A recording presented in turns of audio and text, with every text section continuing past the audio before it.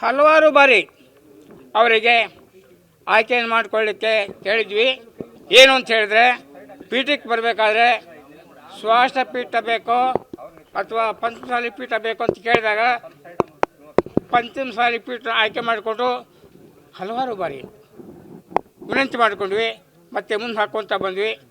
ಆದ ಕಾರಣ ಸಮಾಜದ ಗೌರವ, ಘನತೆ, ಧಾರ್ಮಿಕ ಪರಂಪರೆ ಇವುಗಳೆಲ್ಲವನ್ನು ಅವರು ಪಾಲಿಸಿ ಇರೋದ್ರಿಂದ ಇವತ್ತಿನ ಸಭೆಯಲ್ಲಿ ಸರ್ವಾನುಮತದಿಂದಾಗಿ ಅವರನ್ನು ಪದಚ್ಯುತಗೊಳಿಸಲಾಗಿದೆ. ದುರದೃಷ್ಟಕರ ಸಂಗತಿ ಆದರೂ ಕೂಡ ಸಮಾಜದ ಹಿತದೃಷ್ಟಿಯಿಂದ ನಾವು ಈ ತೀರ್ಮಾನವನ್ನು ತೆಗೆದುಕೊಂಡಿದ್ದೇವೆ. ಕಾರಣ ಏನು ಸರ್, ಯಾಕೆ? ಪಂಚಮಸಾಲಿ ಸಮಾಜ ಧಾರ್ಮಿಕ ಹಿನ್ನೆಲೆ ಮಾಡಬೇಕಂತ ತಿಳ್ಕೊಂಡು 2008ರಲ್ಲಿ ಈ ಪೀಠ ಸ್ಥಾಪನೆ ಆಯಿತು. ಸ್ವಾಭಿಮಾನ, ಸ್ವಾವಲಂಬನೆ, ಸಹಕಾರ, ಸಂಘಟನೆ, ಸಹಬಾಳ್ವೆ ತತ್ವದ ಮುಖಾಂತರ ನಾವು ಇದನ್ನು ಆಯ್ಕೆ ಮಾಡಿಕೊಂಡಿದ್ವಿ.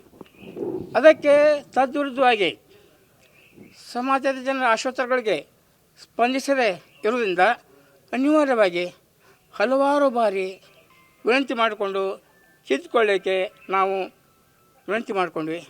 ಆದಾಗ್ಯೂ ಸಾಧ್ಯ ಆಗಲಿಲ್ಲ. ಭಾರವಾದ ಮನಸ್ಸಿಂದ ಈ ತೀರ್ಮಾನವನ್ನು ತೆಗೆದುಕೊಂಡೆ. ಈ ಸಭೆ ನಂತರ ಶ್ರೀಗಳೇನಾದರೂ ಭೇಟಿ ಮಾಡಿದ್ರು? ನಾವು ಸಭೆ ಕರೆದಾಗ ಅವರಿಗೆ ಬರಲಿಕ್ಕೆ ವಿನಂತಿ ಮಾಡಿಕೊಂಡ್ವಿ. ಬಹುಶಃ ಒಳಗಿರ್ಬೇಕು ಅವರು. ಇವತ್ತಿನ ಸಭೆಗೆ ಅವರು ಆಗಬೇಕಾಗಿತ್ತು, ಆಗಲಿಲ್ಲ. ಅದಕ್ಕೂ ನಮಗೂ ವಿಷಾದ ಇದೆ. ಟೋಟಲ್ ಎಷ್ಟು ಸದಸ್ಯರು ಸರ್ ಇವತ್ತು ಹಾಜರಿದ್ದ ಸದಸ್ಯರು ಎಷ್ಟು? ಒಟ್ಟು 15 ಟ್ರಸ್ಟ್ ಸದಸ್ಯರ ಪೈಕಿ 13 ಜನ ಸದಸ್ಯರು ಭಾಗವಹಿಸಿದ್ವಿ. ಅದರಲ್ಲಿ ಇಬ್ಬರು ಏನೋ ವಿರೋಧ ಮಾಡಿದರು ಅಂತ? ವಿರೋಧ ಮಾಡಿಲ್ಲ, ಸಭೆಗೆ ಬಂದಿಲ್ಲ ಅವರು. ಸಭೆಗೆ ಬಂದಿಲ್ಲ. ಬಾಬಣ್ಣವರು ವಿರೋಧ ಮಾಡಿದ್ರು ಅಂತ ಹೇಳ್ತಿದ್ದಾರೆ. ಅವರು ಸಭೆಗೆ ಹಾಜರಾಗಿಲ್ಲ. ಸಭೆಗೆ ಬಂದ್ರು ಖಾಲಿ ಇತ್ತು ಪೇಪರು, ಹಂಗಾಗಿ ಸೈನ್ ಮಾಡುವಂತ ಸೈನ್ ಮಾಡುವಂತ ಬರ್ರಿ, ಅದ್ರ ಮೇಲೆ ನಾವು ಸೈನ್ ಮಾಡ್ತೀವಿ ಅಂದ್ರು. ನೀವು ಬರ್ದಿಲ್ಲಂತೆ, ಹಂಗಾಗಿ ಸೈನ್. ಯಾವಾಗಲೂ ಸಭೆ ಏನಂತಂದರೆ, ಯಾರು ಸದಸ್ಯರು ಬರ್ತಾರೆ ಅವರು ಟ್ರಸ್ಟ್ ಪುಸ್ತಕಕ್ಕೆ ಸಹಿ ಮಾಡಬೇಕು. ಮಾಡಿದಾಗ ಮಾತ್ರ ಕೋರಮ್ ಎಸ್ಟಾಬ್ಲಿಷ್ ಆಗುತ್ತೆ. ಆದ್ದರಿಂದ ಅದು ನಗಣ್ಯ. ಈ ಕೋರಮ್ ಪೂರ್ತಿ ಇದೆ? ಹೌದು, ಸರ್ವಾನುಮತ. ಹಲೋ, ಕೆಲವೊಂದು ಟ್ರಸ್ಟಿಗಳು ವಿರೋಧ ಮಾಡಿದ್ರು ಅಂತ? ಇಲ್ಲ, ಯಾರೂ ಇಲ್ಲ. ಸರ್ವಾನುಮತ ತೀರ್ಮಾನ. ಲೆಕ್ಕ ಕೊಡಲಿಕ್ಕೆ ಭಾಳ ನಾವು ಆತುರಾಗಿದ್ದೇವೆ. ವೆಬ್ಸೈಟ್ ಹಾಕ್ತೇವೆ, ಪ್ರತಿಯೊಂದು ಪೈಸೆಗೆ ಲೆಕ್ಕ ಇದೆ, ಬೇಕಾದ ಬಂದು ಕೇಳ್ಬೋದು.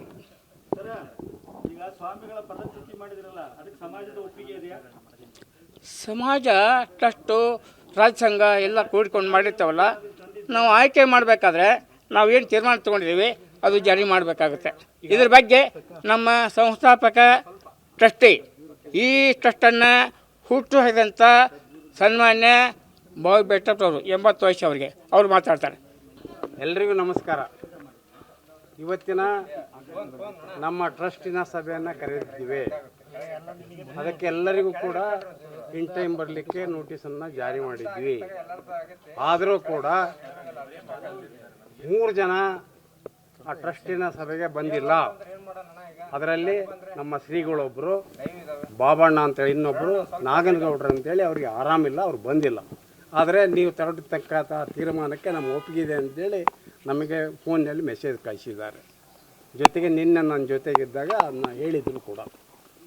ಹಾಗಾಗಿ ಇವತ್ತಿನ ಸಭೆ 12 ಜನ ಟ್ರಸ್ಟಿಗಳು, ಜೊತೆಗೆ 5 ಜನ ರಾಜ್ಯ ಸಮಿತಿಯ ಪದನಿಮಿತ್ತ ಪದಾಧಿಕಾರಿಗಳು, ಜೊತೆಗೆ ಗೌರವಾನ್ವಿತ ಸ್ಪೆಷಲ್ ಇನ್ವೈಟೀಸ್ ಅಂತೇಳಿ ನಾವು ಕರಿತೀವಿ, ಅವರು ಕೂಡ ಆ ಸಭೆಯಲ್ಲಿ ಹಾಜರಿದ್ದರು.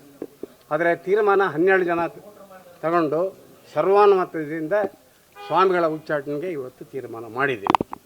ಅವತ್ತು ಮಾರ್ಚ್ 10ನೇ ತಾರೀಕು ಗಡುವು ಕೊಟ್ಟಿದ್ವಿ 24ಕ್ಕೆ ಅಂತೇಳಿ. 24ಕ್ಕೆ ಸಭೆ ಮಾಡೋಕ್ಕಾಗಲಿಲ್ಲ. ಅಲ್ಲಿವರೆಗೆ ಏನಾದರೂ ಅವ್ರು ತೀರ್ಮಾನ ಹೇಳ್ತಾರೇನೋ ಅಂತೇಳಿ ನಾವು ಅವ್ರನ್ನ ಕಾದ್ವಿ. ಆದರೆ ಅವರಿಂದ ಯಾವ ಉತ್ತರ ಬರಲಿಕ್ಕೆ ಇವತ್ತು ಈ ತೀರ್ಮಾನ ತಗೊಂಡಿದ್ವಿ.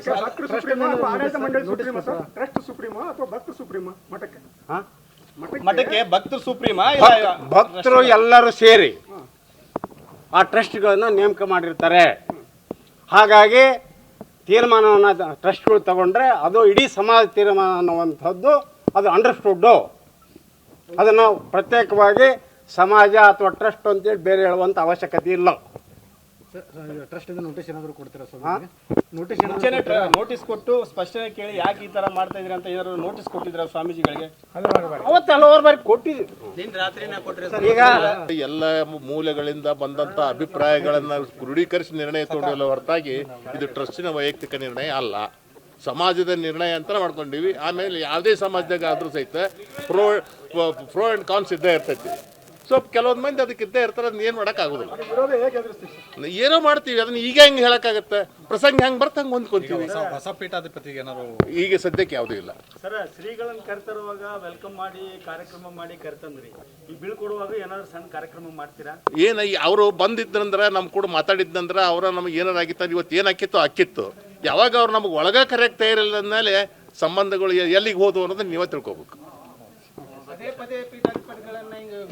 ಅಲ್ಲ, ಬೇರೆ ಬೇರೆ ಏನಂತೀರಿ?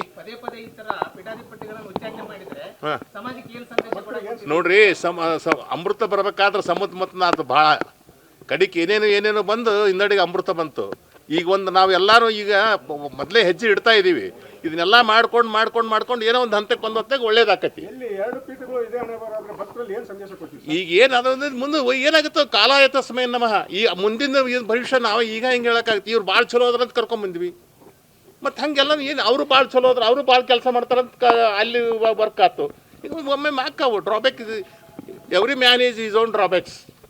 ಆದ್ರೆ ಆ ಡ್ರಾಬ್ಯಾಕ್ಸು ವೈಯಕ್ತಿಕ ಇರೋದಕ್ಕಿಂತ ಸಮಾಜಕ್ಕೆ ಡ್ರಾಬ್ಯಾಕ್ ಆಗಬಾರ್ದು. ಸರಿ, ಯೋಗ ಪೀಠ ಬಿಡದೇ ಇರೋದು ಒಂದೇ ಕಾರಣ ಈಗ ಸ್ವಾಮೀಜಿನ ತೆಗೆದಾಕಕ್ಕೆ? It's main. ಆ್ಯಂಡ್ ಮತ್ತೊಂದಿಷ್ಟು ಕಾರಣ ಅದಾವ. ಅವನ್ನೆಲ್ಲ ಈಗ ಹೇಳಿ ಇದನ್ನ ಮಾಡಿವಿ. ಕಾಪಿ ಕೊಡ್ತೀನಿ ನಿಮಗೆ, ಟರಾ ಕಾಪಿ, ಅದನ್ನ ನೋಡ್ಕೊಂಡ್ಬಿಡ್ರಿ.